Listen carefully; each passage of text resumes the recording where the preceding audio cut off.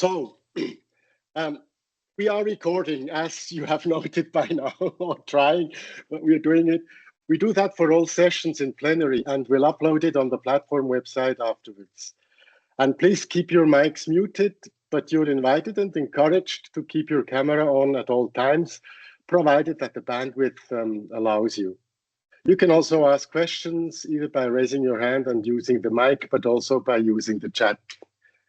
While Georg will lead us through the webinar, I will have a look at the chat.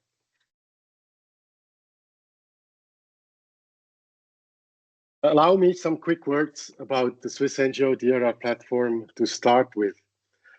The platform is today a network of 19 organizations. Our aim is to foster a common understanding on how to best integrate DRR and climate change adaptation into programs and projects, and ultimately to increase the resilience of the communities we work with or we work for with our projects. This learning journey is part of capacity strengthening as one of the 3 working areas of the platform. Providing conceptual support and engaging in advocacy and policy dialogue are our other 2 working areas.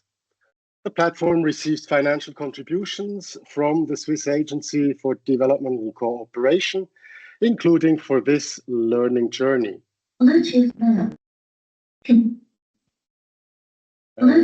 now trying to unshare my screen. I cannot do that. I'm really blocked. So in order to unshare my screen, then Georg, you will have to just share your screen. Then I'm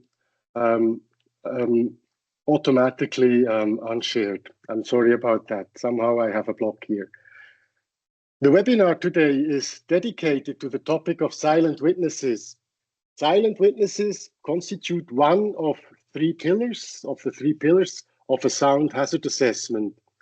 The other 2 being the community-based vulnerability and capacity analysis that most of us know quite well, and the technical hazard assessments on which we focused 2 years ago.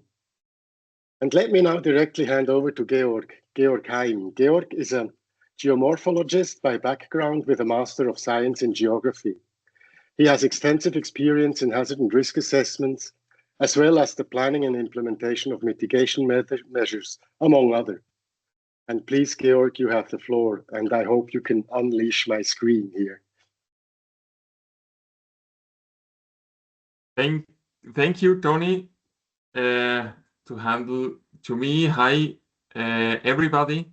Very happy to have you on board on this session regarding silent witnesses. I try to share my screen.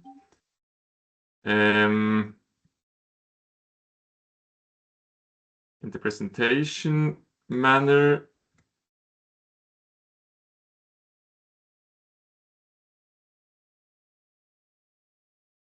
Give me 1 second. Low battery. I shared the wrong charge. Screen. Okay, you're on, I think. As Tony mentioned, a sound hazard assessment consists of these 3 pillars, and we already discussed about the technical issues, the technical analysis, and today we'll focus on this silent witnesses. What means the word silent witness? That means that an earlier event that occurred, which shows evidences in terrain, will try to analyze those signs, those tracks, those phenomena, those those structures. And I would like to give you an insight of what happened in Switzerland about 2 weeks ago. It's quite new. We had a huge landslide event in the mountains during a melting moments. A part of a mountain with a huge net of cracks collapsed on an existing glacier, and due to the overload of the glacier collapsed, and about 9 millions of meter cube slipped down and covered the entirely village called Blatten. One person died, only one. It's still one, but in total there were 300 houses, about 1,000 people. They have been evacuated due to a functional early warning system. But even the person had been evacuated, but the village is entirely disappeared. And I found a short video I would like to share to show you, so you have an insight about what happened. I hope that the video will start.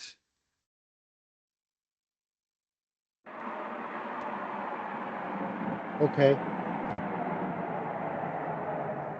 For weeks, the weight had sat above the village, 9 million tons of rock precariously resting on an ancient slab of ice. A chunk of Kleines Nesthorn Mountain's peak had crumbled, and its rubble hung over the silent, empty streets of Blatten, held back only by the glacier. The ice groaned beneath the pressure. On Wednesday afternoon, in an instant, it gave way. The ice cracked, then crumbled. The entire mass descended into the valley below, obliterating the village that had been there for more than 800 years. Blatten has been wiped away, erased, obliterated, destroyed, stamped into the ground, the village's mayor, Matthias Bellwald, said on Friday. The memories preserved in countless books, photo albums, documentation, everything is gone. In short, this is ground zero for Blatten.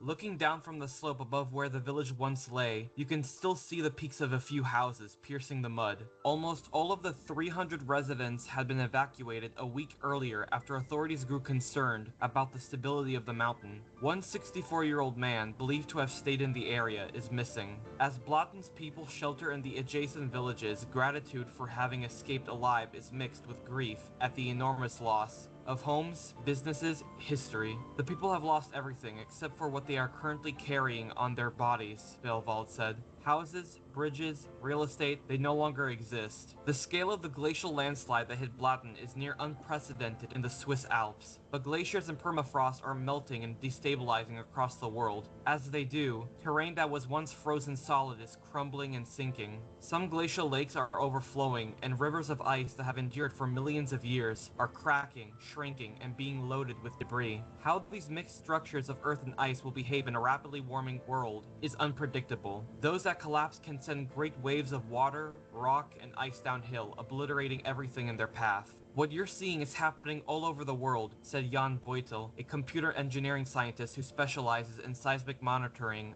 of mountain systems, as well as a mountaineer who knows the slopes surrounding Blatten well. He had been keeping a loose eye on the Birch Glacier for weeks and had a live stream running in the background as he worked on Wednesday, listening to its cracks and grumbles. As the noise grew, Beutel watched the collapse in real time. Suddenly I saw the pixels exploding in the top half of the screen. I was just in... I stop here.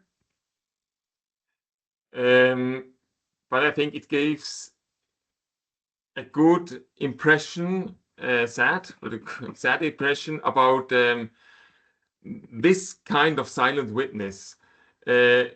All the valleys in close to Blatten are full of those silent witness occurred maybe centuries ago. But if you sharpen your eye, you can discover what happened in the past, which is also the key to the present, what could happen in the future. So we will focus today on those signs. That's the title of the presentation, Sharpen Your Eyes. I think you don't need to have years of studies, but just to be sensitized about what can happen regarding in this webinar, rockfall and landslides. That means it's a rapid analysis of hazards. Not just for rockfall and landslide, it works also for debris flows. It doesn't work very well for flooding because normally flooding occurs, goes away, and you can't see anything more. Maybe some trash in trees, but there's not much to see. But rockfall and landslides are really appropriated to discuss about these silent witnesses. As I mentioned before, we are talking about, on the left side, about landslides. Some of you maybe already have seen this short video. It's a hill slope. It's not much material, maybe 10, 20 meters cube. It's not really much, but it slips down and has a huge energy.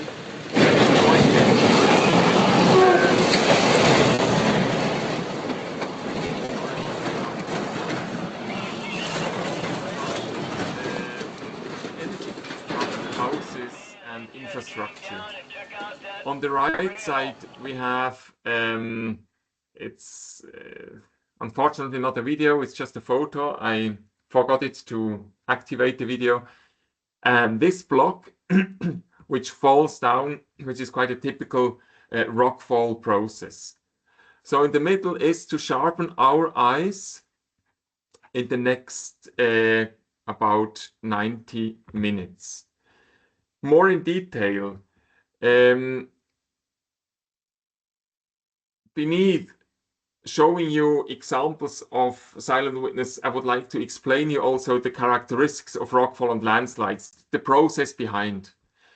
That helps you to be familiar with, to interpret those silent witnesses, and that you have some experience for this rapid hazard assessment. I thought we can start with this introduction, which is I'm doing actually at the moment, followed by an exercise. Then we'll have a short break for 10 minutes, or depends on you, 15 minutes, followed by another exercise and then another introduction regarding landslides. So it will be half rockfall, half landslides. At the end, I would like to make a short test with you to see what you covered from this webinar. Let's start with rockfalls. I like this photo. It's at Gamchi Alp, which is a house in the Swiss Alps. I'm always wondering, how was it possible for them to build their house in a quite rockfall area, but it is still there. Let's talk about some theoretical aspects regarding rockfall. We have the outcrop area here on the upper side. You have maybe your point of interest here. Maybe you would like to build your next house. And the question is, may it be possible that outcrops, that rocks can reach this point at the bottom? If you just have a look, you have plenty of silent witnesses. You have many blocks and stones which have their origin at the outcrop area here. But our question is, can it reach until here at the valley side? There is a general rule, or that means when you measure the overall gradients, the inclination about a horizontal line where you stay, and fixing the highest point at the outcrop area, if this angle is lower than 28 degrees, you won't have problems regarding rockfall process. But if you go closer, the inclination will increase and you are steeper than 28 degrees. And so it's theoretically possible that rocks could reach this point. So that maybe helps you for a very short, very basic approach to have a short analysis of existing hazard risks. For sure, beneath this check of the inclination, you walk around to see if you have any silent witnesses. And here are some of them. The mountainous areas, this campsite is full of blocks. They give you, and they are not artificially here, they occur during a rockfall process. That gives you an idea about energy, about spatial reach of those processes, and it tells you without any costs, gives you an idea about hazard areas or not. What I like very much on these photos, you can see for this building, for this house, the farmer built by his own a wall, a protection wall, built by the material itself. So this is a protection measure which hasn't any costs, or low cost mitigation measure. When you walk around in this area covered by blocks and stones, probably you can find different colors of blocks and rocks. Geologically, it's the same rock, this one here at the bottom and the one in the center, but the age, the deposition age is quite different. This one here is already covered by some basic vegetation. That means this one stays here since decades or even longer. Instead, this one here has the edges are very they can hurt if you touch it. You don't have any kind of vegetation. Color is different. That means this is a very recent deposition of rockfall. Here you have another one, probably very recent deposition of rockfall. So that gives you also an information about the frequency of events, about the spatial range, and the energy of the rockfall process. And beneath, you can also have to check with your slope gradient about this 28 degrees. Another silent witness regarding rockfall processes are trajectories of rolling blocks. In some areas, blocks, they fall down and then they start rolling. And if the block is quite big, they can leave some tracks along its ways.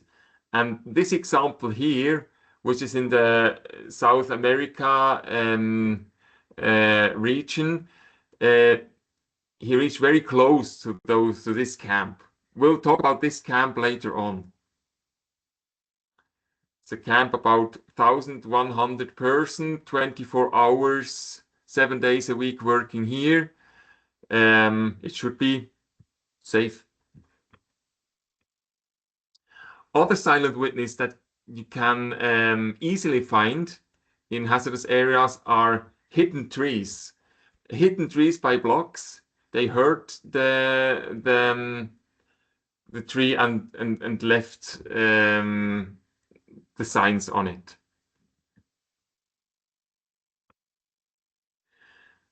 Sometimes you find blocks in terrain, stones in terrain. You would like to know about the activity of the rockfall process. If the block is not too heavy, you can just look beyond the block or the rock and the stone. And when you can see some vegetation, you have the idea that it looks like a very new deposition, because before the vegetation could grow, and now it's covered by the stone. In some case, you can find blocks on streets, or if they have been removed away, you can probably see those holes. That gives you also information about energy of blocks and probability if there are rockfall processes.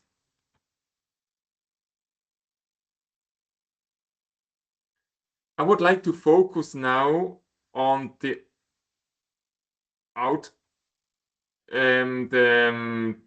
starting area of rockfall processes. So this is quite in the hill up. Let's talk about this wall. And you see fragments of blocks. If we focus on this big block here, which has about 5 meters, 6, 7 meters of altitude, you can see it's not just a single block. This one is fragmented by different cracks with different axes. You have horizontal cracks, the purple ones. You have cracks with another axe, the vertical ones. So if these blocks fall down, it will be fragmented regarding the interaction of those cracks. So probably we'll have blocks of 1 or 2 meters. It's not just only one block.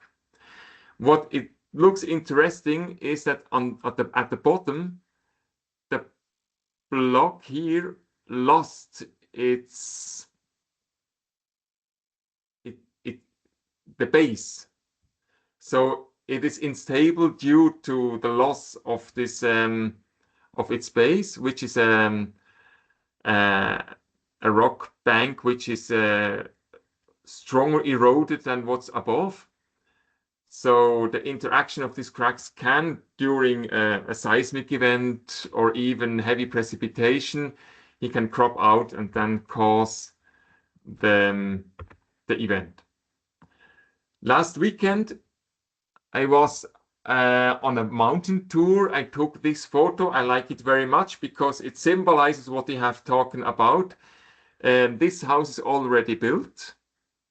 Maybe you would like to buy it. You have to check out if you can maybe increase or renovate it, increase persons living there. But you would like to know if it's within a hazardous process. You have plenty of silent witnesses here. You don't have any silent witness here above. But that could be the reason, because the farmer took them away. So you don't have any silent witness. In that case, it helps you to make your inclination check. I mentioned you before, but also you have to, if you analyze hazards, you have to go to climb up. Without this, without climbing up, you won't have sufficient information about existing hazards. That means intensity and frequency of rockfall events. So I climbed up, and what I found at the top of the mountain, boulders, cracks. I see the bottom of the boulders have been some kind of eroded, but it didn't lost its base completely. So when blocks fall down, I don't see any small cracks within. That should be the entirely block will fall down if it falls down. Here as well, there's a single block without any cracks. We have cracks between those two, but the black one is homogeneous block. If it falls down, that will be the size it will maintain. On the upper side, I can see also some cracks, which give me the information about the volume of those blocks. But it can't see any, how can I say, signs of ongoing activity. It looks quite stable. Even I have on the bottom, I have evidences, silent witnesses of earlier events, but probably centuries ago. That takes us to the next slide, where I would like to give you the opportunity to work. It's our first exercise. I would like to explain you how it works. You have 6 photos of release areas of blocks. You have here in the front of the first picture the reddish block here. You have the block from the first slide I showed you before. It's about 2 meters wide, 4 meters long, and about 6, 5, 7 that I couldn't see it from here, but it's quite a big boulder. You have the one we talked before. You have on the lower side on the left a big block here, not that one where people are staying, but this one which is closer. You have here an outcrop area, and on the right, on the bottom right, you have also one. So I would like to ask you to put them in order. In order means regarding probability of release. On the left side, low probability, because it seems quite stable, has what we have talked before. On the right side, it's quite the contrary, high probability of release. You can either move those points 1, 2 to 6 on top of the photos, or you can move the photos to left or to right, but bring them in order, please. Tony sent you in the chat the slide where you can start with your exercise, where we have 15 minutes. For those who works very fast or with that are quite similar with the topic, they can go further on with another slide, one more. That's the camp we have seen before with this 1,100 people, which is at 2,900 meters above sea level. You have on the right side a mountain crest, which is higher, about 3,500 meters above sea level. And I would like to ask you if you can find in this photo some silent witnesses regarding rockfall you could discuss in your group. Okay, we're back. Hi to everyone. May I ask one group to present, to share the screen and to explain us their decision? To whom I can switch over?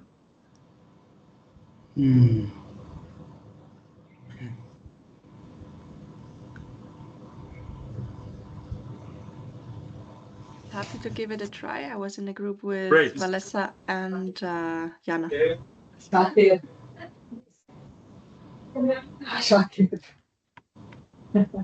So we thought that the top middle has the highest likelihood of falling, since it's a single boulder and already removed from the main rock around it.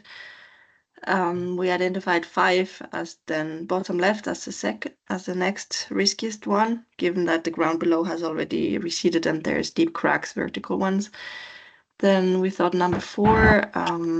We were hesitating between number 4 and number 3, but found that number 4 also has deep cracks, and since there's no stable ground below, there's also a higher risk of falling off compared to number 3, where the slope of the floor below is less steep, and those big boulders are like in a way bricks, giving some certain stability. And then we thought number 2, because it has some vertical cracks, and the least risky would be down here in the middle.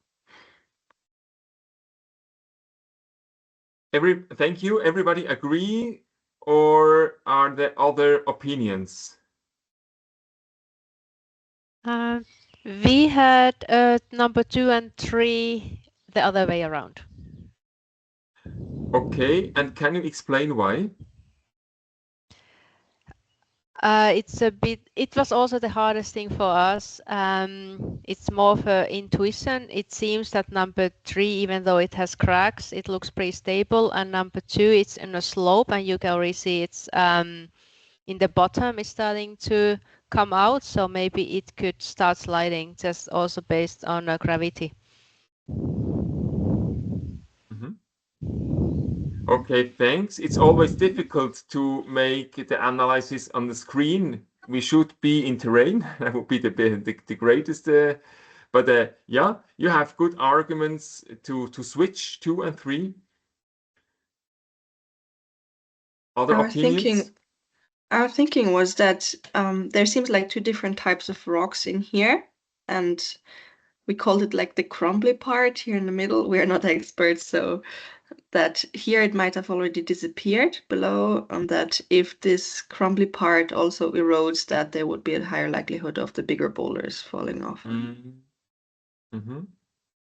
So it seems that this layer area there is less, can be eroded easily. It's softer than the blocks around this area, huh?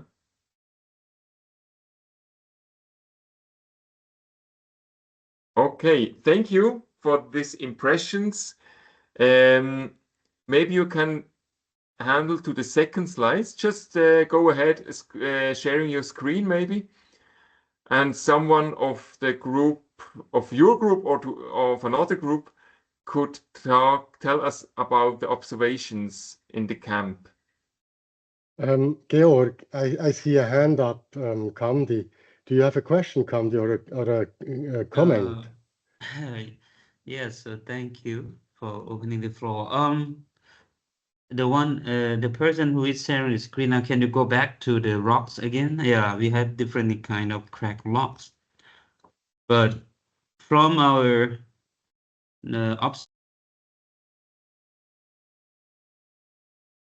You are on mute now. We can't hear you.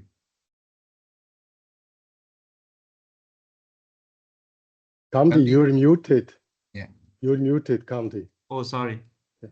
So I agree with the recent participant mentioning that number 3 had less risk as it is located in the low-lying area. If we really have to build the house, and then number 3 at the bottom should be less risk.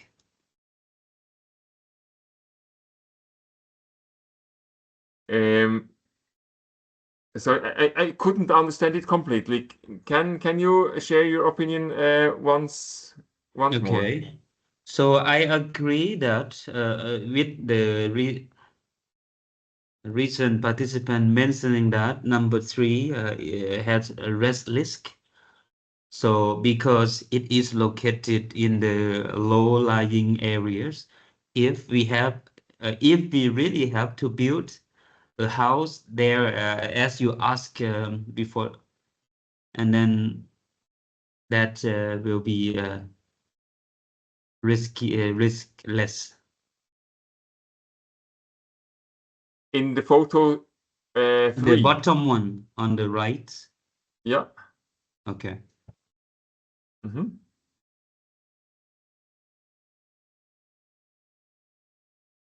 That's an observation you made. Yeah. Okay. Are there other points to discuss here? For the other 5 rocks, they are located in the higher, high-lying areas. So it will be very risky. Okay. You saw it from that point. Now I understand what you mean. Mm-hmm. Yeah. Well, we don't know exactly. Could be that the photo number 3 is also in a high area. what we can see are trees, but it doesn't mean that it is on the low area. It could be high as well. But there is a question that you ask to choose if which area we should build a house there. So if we really have to choose, and then I think that one. Okay. It looks quite stable, I think, because it has many cracks, as other person mentioned before, but we still have a stable base. We cannot see orientation of the cracks has the same orientation to the valley. So in that case, it could slip down, but each of this block, for me, from my point of view, it seems that they have a stable base. But I think here we all agree that the probability is not the highest one. It's quite low. Yeah. Kamli, is that okay for you if we switch to slide number 2?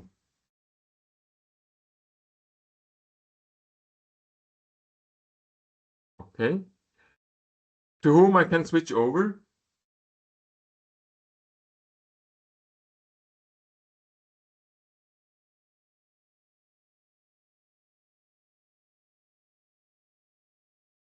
Annette, would you like to tell us what you observed?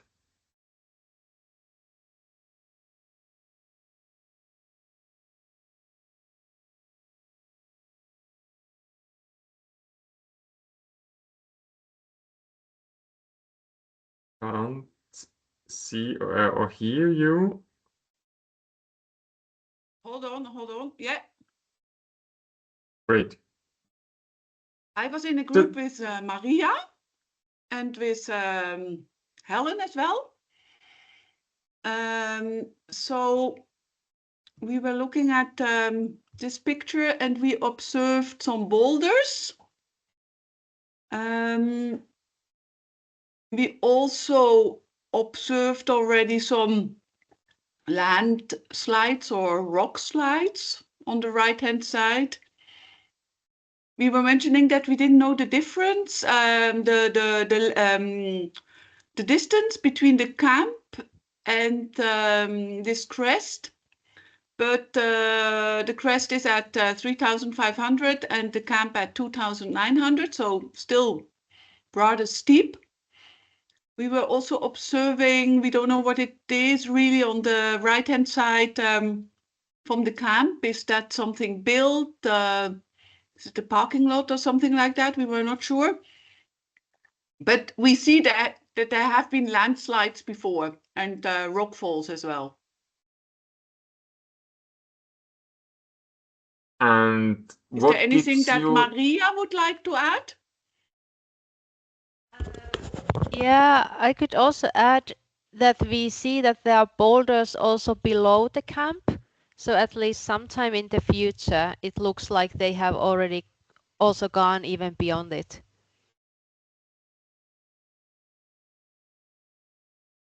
But I think that's all from our group.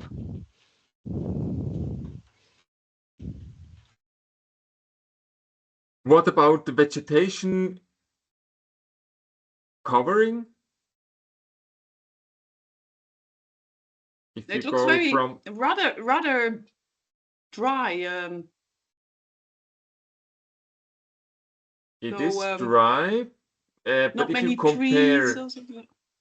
If you compare vegetation cover around the camp and you go to the right, is it increasing, decreasing? What's your impression?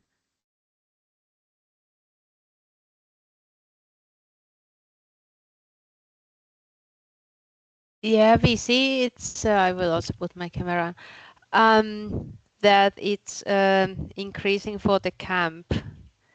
But then there's even less vegetation also on the left-hand side, so maybe there are some mountains there as well, we don't know.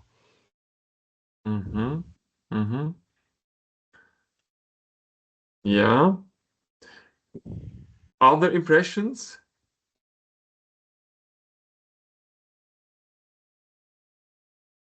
Maybe I can share my opinion. When I saw the picture, I see this white dots are blocks, huge blocks. If I compare, for example, with this containers here at the camp, which has about diameter of 5 to 10 meters, we see them above and on both sides of the camp.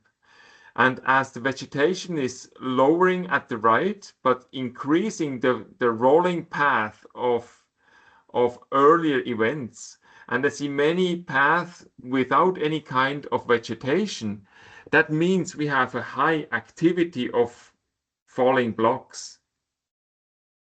So the vegetation cover can also tell us about frequency of earlier events.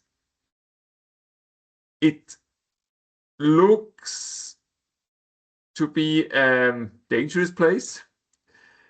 That's the reason why the enterprise which is working in this camp, they built a protection dam here. That's a gray measurement, but they have enough money to do it. So they realize that they are in a very hazardous areas. They built it afterwards. At the beginning, this 1,100 persons were exposed without any protection, working for a couple of years. But after the hazard assessments and telling them the silent witnesses we can observe in terrain, they were absolutely convinced that it's not that it's absolutely necessary to protect themselves or to build the camp in another site or to build a mitigation measure, and their decision was to build the measure. Thank you very much for the participation in this first exercise. As we are at the middle of our time, I recommend that we'll have to have a break now and to work in 10 or 15 minutes. Sonny. Okay, welcome back to everyone. I think we go ahead, changing the hazard process from rockfall to landslides. What you can see in this first slide is a road from the mountains areas to the jungle in Bolivia. What you also can see that along the road there is a river. You can see a very small village here, which is on the cone of a torrent that way here. I switch now the perspective.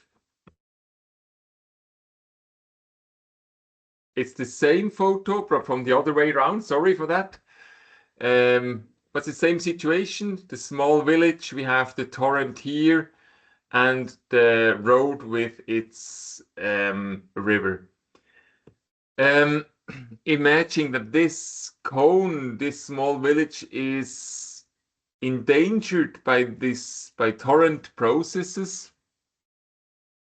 And during heavy rainfall, the local authorities defined this road here as an evacuation path.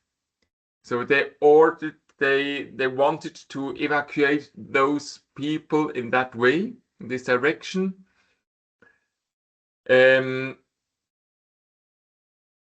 What occurred is what I would like to ask you.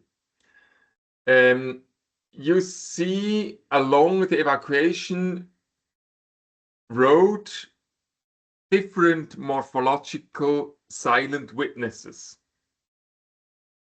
If you are a little bit familiarized with landslides, probably it's not very difficult to see those silent witnesses.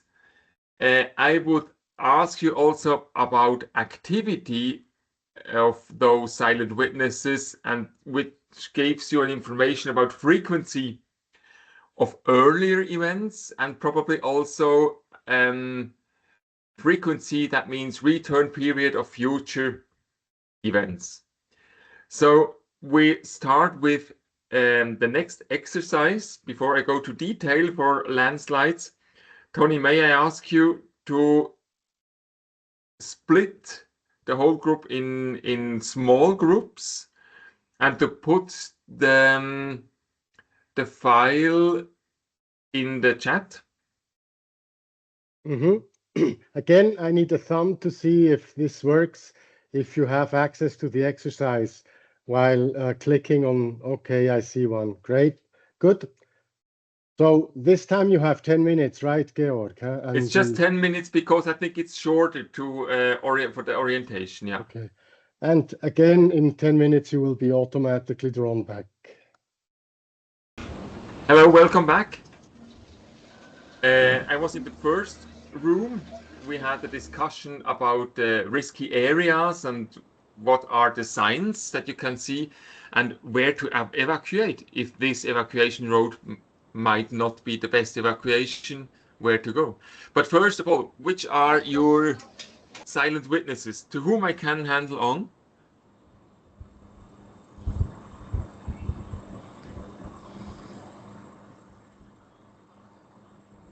Maybe our group first. Yeah, particularly for the group of Sukumar, Beria, and the two of us here. Based on the notice of this picture, we could see that on the both sides, there was no vegetation, and it looks like risk for the landslide. Do we refer both? Okay. Yeah, for both sides. And then the second risk was if it slide down to the road, then we could say it will wash away even the road and block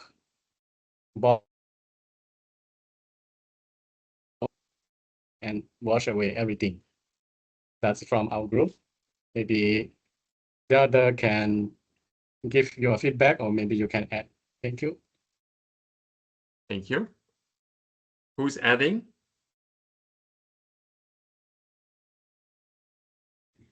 Please go ahead. I think that it was already very good what he said. We can see in some places of the road down the hill has already been parts. Looks like it's been washed out. Looks like that the possibility for the road to collapse is very high, like we said. And so there's a hazard from both sides to collapse and to be blocked. The car Walter, if you say it's washed down, do you mean this open areas without any vegetation? No, that's the upper risk. I mean exactly where you are, but under the road. Under the road, you think it could erode here, and then the road slips down? If you move a little bit to the right with your cursor, just where you were before, then you can see that it looks like the foundation of the road has been washed out. Here? No, a little bit to the left, where you were before. A little bit more. Here. Yes, exactly. That's the spot. Okay. Looks like it's washed out. The foundation is washed out. So there's the possibility of the road itself collapsing, not only from up road where you see that the vegetation is missing, where it looked like the landslides happened already before. So we think that both hazards are possible. Yeah, thanks for this interesting observation, Walter. So you see hazardous areas on both sides, on the on the upper side of the road, but also on the lower side. And you see many of them. Do you agree? Well, this part here, I don't know if it's during construction of the road has been built. But for sure, this reddish area, this gray area has been slipped slide it down. And this part probably also what you mentioned before. Are there other observations?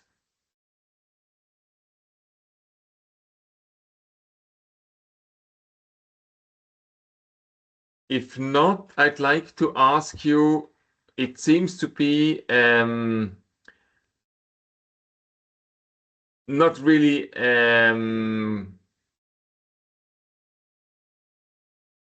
not the best way to evacuate. So on the right side, and you go for, on the other side from the village, you will be on the same. So if this small village is endangered, where to go? What's your plan? Difficult from desktop, but just when you see the picture.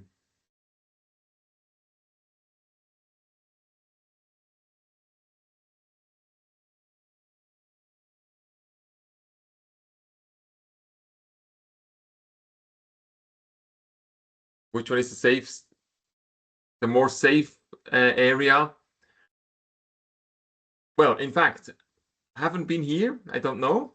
I wouldn't cross the torrent because this is the origin of the problem. The authorities mentioned. I wouldn't go along the evacuation road because all of these landslide processes. Probably if you can climb up to a flatter area, a little bit higher, to stay here at least a couple hours until the heavy rainfall stopped, and then probably go back. For the moment, it's the only option I see. But yeah, to deep in the process of landslides, what happened, in fact, was that people have been evacuated along this road, and the landslide occurred. Even during this moving process, people didn't stop passing these hazardous areas. They just followed the evacuation road as it has been defined by local authorities. This is a tragic moment a couple of years ago where about 20 persons left their lives. It also shows us that vegetation cover is not doesn't guarantee stabilization of hill slopes. It's not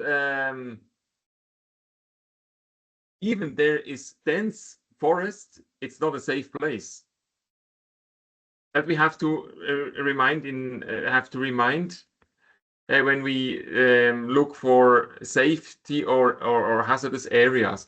I would like to give you some insight about landslide theory or processes on this slide here. You have it's a cut of a mountain, a cross section. You have rocks here and covered by loose material. You have heavy rainfall and the landslide could occur. Why? First of all, sure, we need to have precipitation to trigger the landslide. But on the other hand, which is quite important, and in some cases it's more important than the direct precipitation, is the infiltration of water along the cracks in the rocks, and the water which flows in the rock would like to exfiltrate, and if the soil cover is compacted, the exfiltration cannot occur. That means it begins to increase the pressure in this area here until the soil cover explodes and starts to slide down. So we don't have just to consider direct precipitation, but also indirect water flows due to precipitation, which can trigger landslides. That's one of the reasons why you normally you cannot define a critical precipitation to define when areas are endangered. It doesn't work. That works for flooding, but it doesn't work for landslides. Because, as I mentioned before, this process, the infiltration and the exfiltration process, can occur after the highest precipitation peak. Also here, as we had for rockfall, you have also some general rules. In hill slopes with inclinations lower than 20 degrees, it will be quite difficult to become a fast landslide event. It can occur that permanent slow landslides, which are moving millimeters per year, they can occur also in slopes lower than 20 degrees. But the dangerous one are the spontaneous, normally shallow landslides, which cover thickness of about 2, 3, or 4 meters. You need to have an inclination at least 20 degrees to make it possible to have landslides. The vegetation cover can help to reduce the risk or the hazard, but only if the roots are able to reach until the rock, and they will be fixed in the rock, and then they can retain the soil cover. If the soil cover is thicker than the reach of the roots, so the effect of the forest is not here anymore. So you can reforest as much as you want. You won't get a benefit to avoid landslides if roots cannot reach until the rock, stable rock. That, from my point of view, it's important in many projects I saw during my job in the Red Cross. There has been reforestation with this objective to avoid landslides. And in some cases, it was the best option. And in some cases, it didn't help anything. So you have to know about the thickness of your soil cover, which can slip down. There's another aspect. Sometimes engineering companies, they are creating by GIS so-called Hangneigungskarte, Tony, sorry. Maps with critical inclination. And then they say all the areas which are over the critical inclination, let's say 20 degrees, are endangered. There can occur landslides. That may be correct, but we have to consider as well that the landslide doesn't stop here. It flows in the lower parts which has lower inclination. 10 degrees, 5 degrees can be much lower, but the landslides needs to have a certain distance to stop. And if your house is closer than this distance, it will be hidden and destroyed. Even the point of the construction of the house has inclination less than 20 degrees. So, to resume, landslides to be triggered needs at least to have 20 degrees, but you always also have to consider a running area of those landslides to be safe. It depends on the type of loose materials. It depends on topography. It depends on many aspects to know how much is this running distance. It's a very, very general rule to say it's about 100 meters. It can be different, but as a general information, consider at least 100 meters to be safe for construction of new buildings. When you have dense forest cover, and when the roots can go deeper than the soil cover, which can slip down, then, as I mentioned before, the forest helps, and it can increase about 5 degrees the critical slope angle. We mentioned before 20 degrees as a minimal inclination, and the dense forest can increase this critical angle by 5 degrees. General recommendation about the science from the last years. Maybe you ask how to measure inclination. How can we do that? We don't have any instruments. There are instruments you can download. There are many apps measuring the inclination. One of them called Clinometer. You can download it by the App Store. Some of them are free of charge. And then you can fix with your eyes your point of interest, and then it shows you the angle between the horizontal line until your point of interest.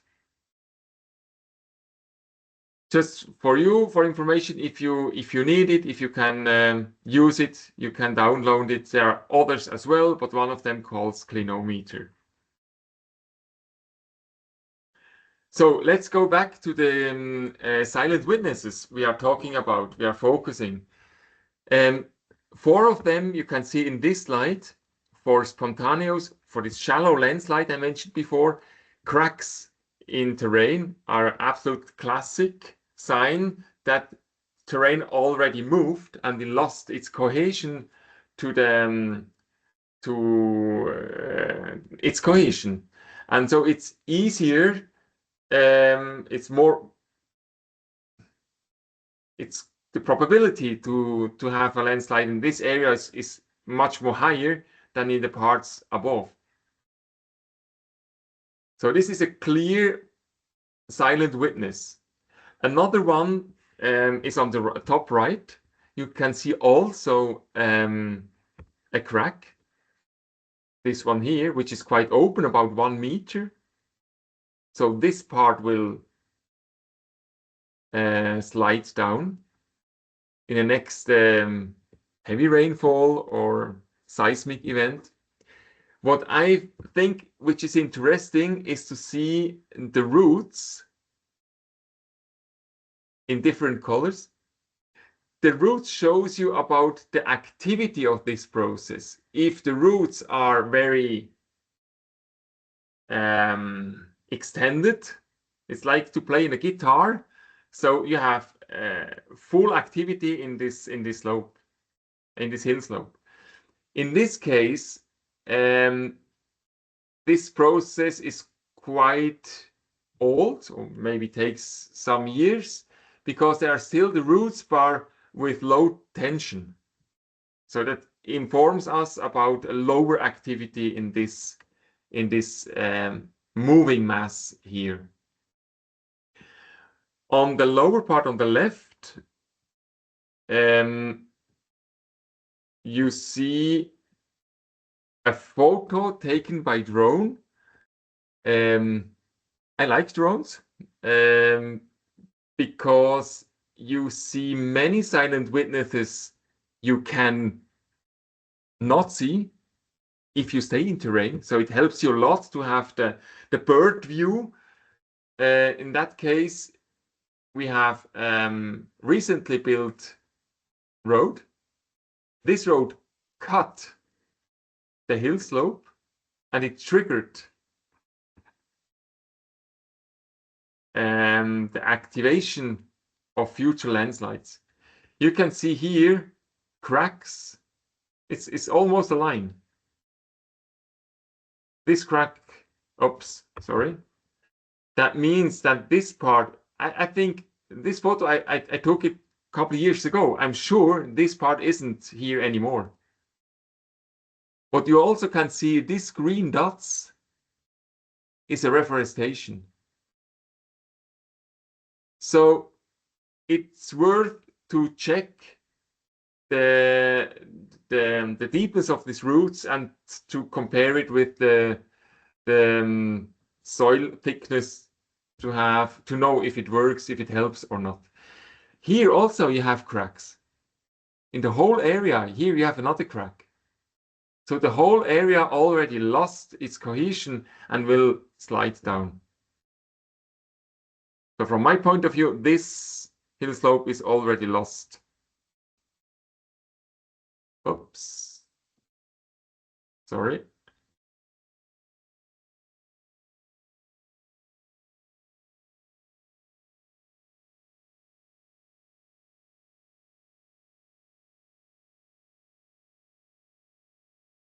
Okay, let's go back. Here is a photo taken from Haiti. You see here an area which a landslide occurred, a spontaneous, fast, shallow landslide occurred, and farmers already starts to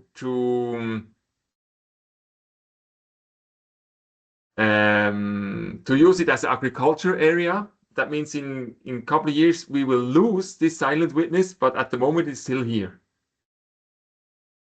So if we have on the right side and on the left side the same steepness, the same soil type, the same geology, same altitude, etc., it's quite possible that if a landslide occurred here, it will occur here and here as well.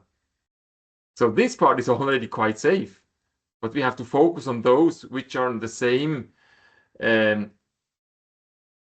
condition to slide down.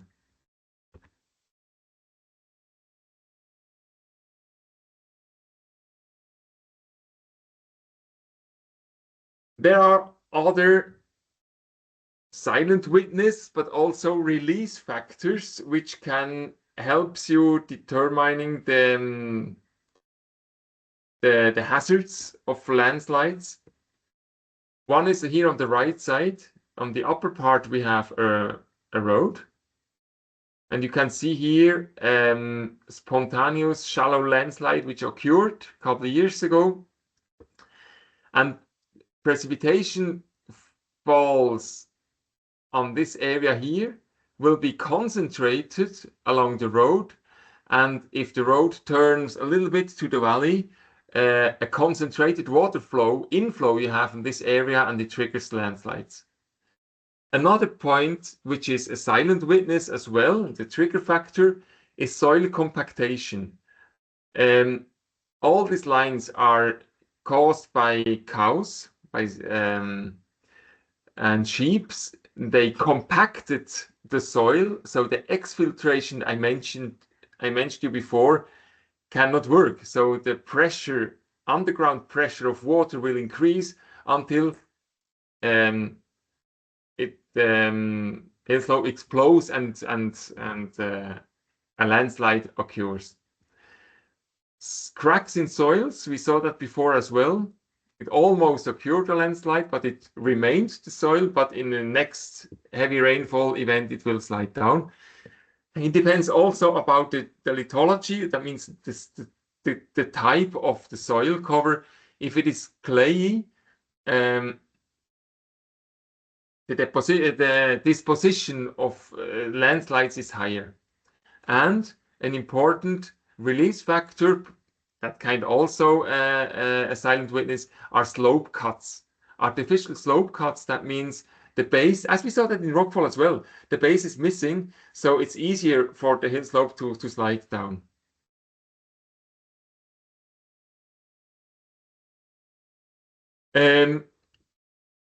We almost done, so we had very short time to present you these two process types.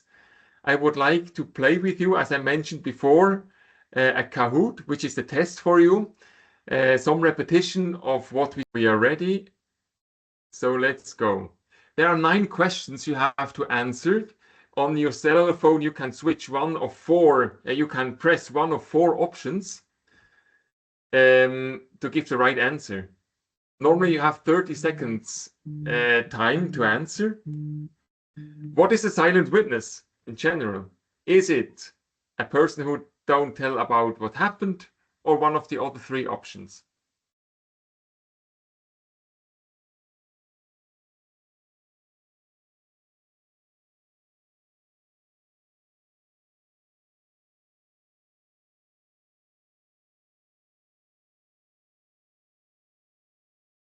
You have 5 seconds left to give your answer. Almost everybody choose the right response. That means a remaining object in the field after a natural event. One person mentioned an evidence that in the near future a catastrophic event will occur. It's not really that false. That could be correct as well. So I consider it also as correct. So everybody was right, almost everybody. Critical slope angle for rockfall. Maybe remember.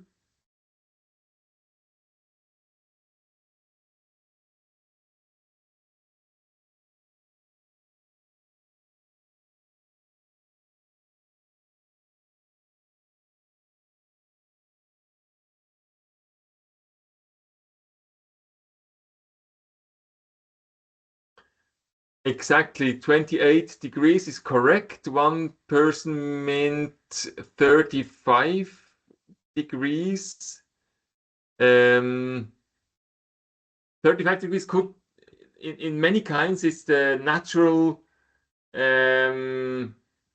slope of loose materials. But in that case, for rockfall, it's 28. That's correct.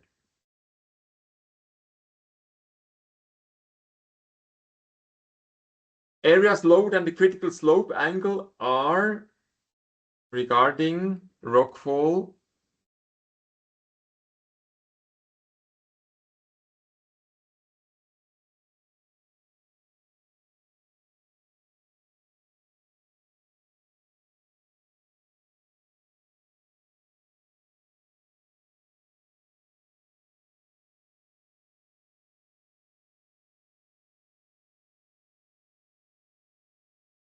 let's see, we have two options. Lower than the critical slope angles, that means you take more distance far away from the outcrop site, so the inclination reduces. So lower than the critical slope are safe regarding rockfall. Are prone to rockfall, or it's on the other way around. So that one is correct. Oops, sorry. Which trigger factor is wrong?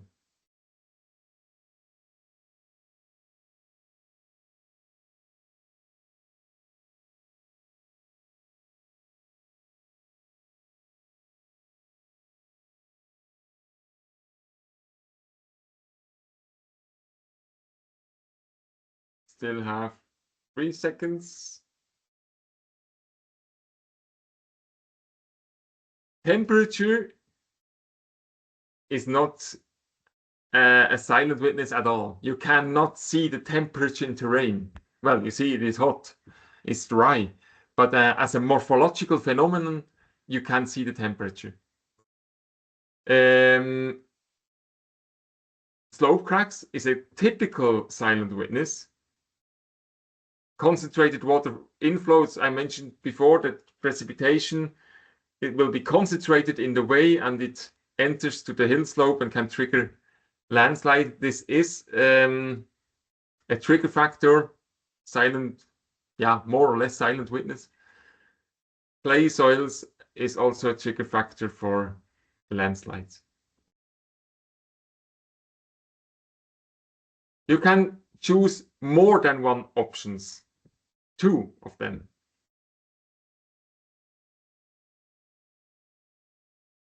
Select 2 correct support factors.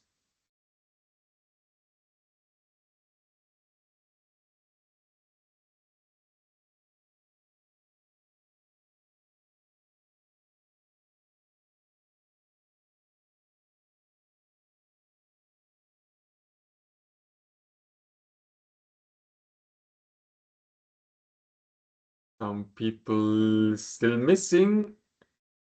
Okay, most of you choose the right slope angle. Yeah, we need to have a minimal slope angle and artificial slope cut, which is an important support factors. If you remember the video I showed you from the evacuation route, north orientation of slope has an influence. Altitude above sea level. If you enter to permafrost zones, could be, but in normal case it isn't. It is not a support factor. I think we're almost done. Which answer is correct? A certain amount of precipitation triggers landslides, 45 or 60. No linear relation between precipitation and landslides.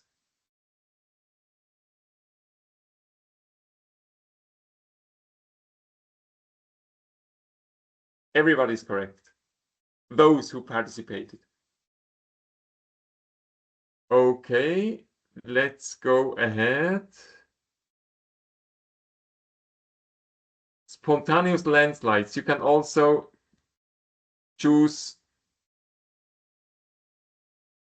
a more than one option.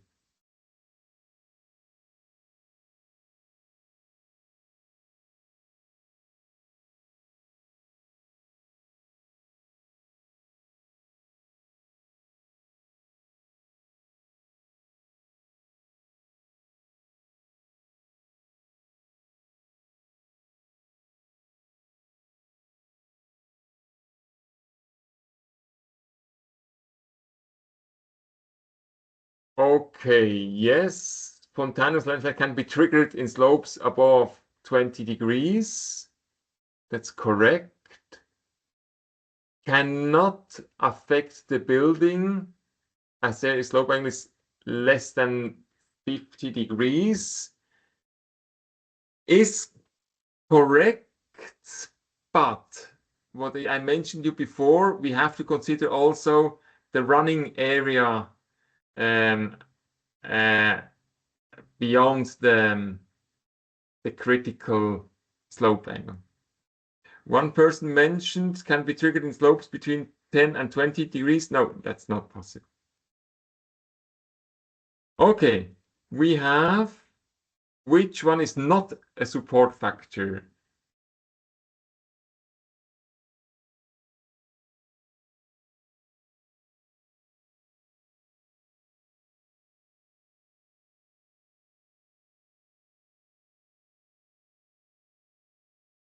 That means a trigger factor. Which one is not a trigger factor for landslides?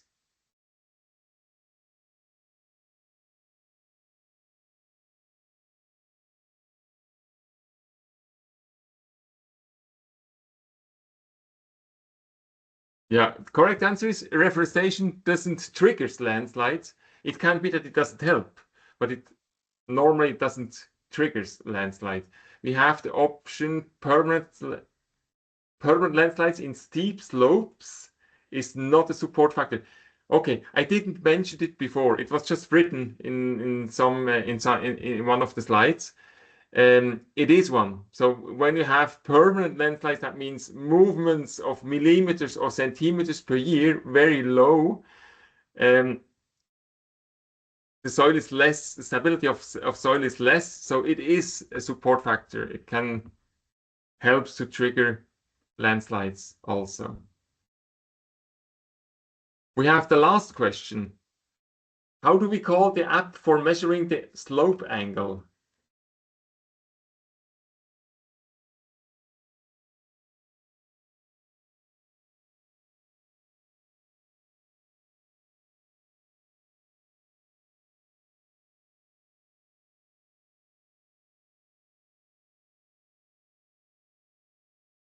You just can choose one option.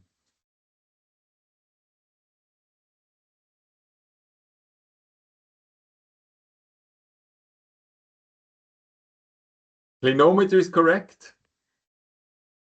Inclinometer is a huge instrument to vertical instruments to measure the movements in deep soils. Normally we cannot afford it in our context. And Inclinometer is invented by me. It doesn't exist. So clinometer will be correct. So let's have the view who won the contest. Here. Third place, we have Maria. Congratulations, Sonia. And I have some, yeah, that's what I thought. Okay, thank you everybody for participation on this on the game.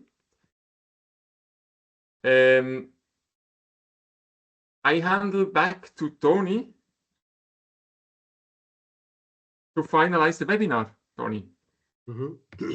Just before coming to an end, are there any last burning questions from your side? We went a bit over time, but I still want to give you a last chance.